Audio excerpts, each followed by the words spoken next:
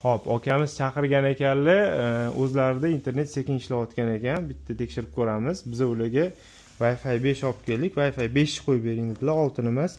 Hozir hammasini tekshirib, videoni oxirigacha ko'rib tursanglar, natijani sizlarga ko'rsatib beramiz. Hop, uladik. Oka tekshiring. Wi-Fi paroli 8 ta E. Wi-Fi 5G'si bor. Mana 5G'si ulanganman. Sizdan ulab turing, mana tezligini ko'rsataman. Mana oka. Zo'r. O'zingizdan ham tekshirib ko'rsangiz bo'ladi bemalol.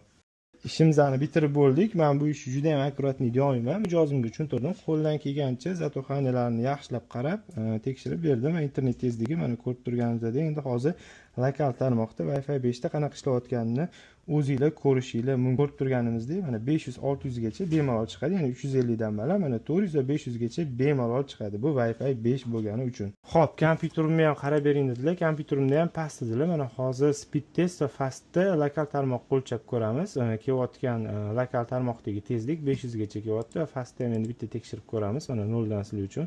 Mana shu holatda ishimizni chiroyli qilib bitirib ketdik. Hammaga rahmat.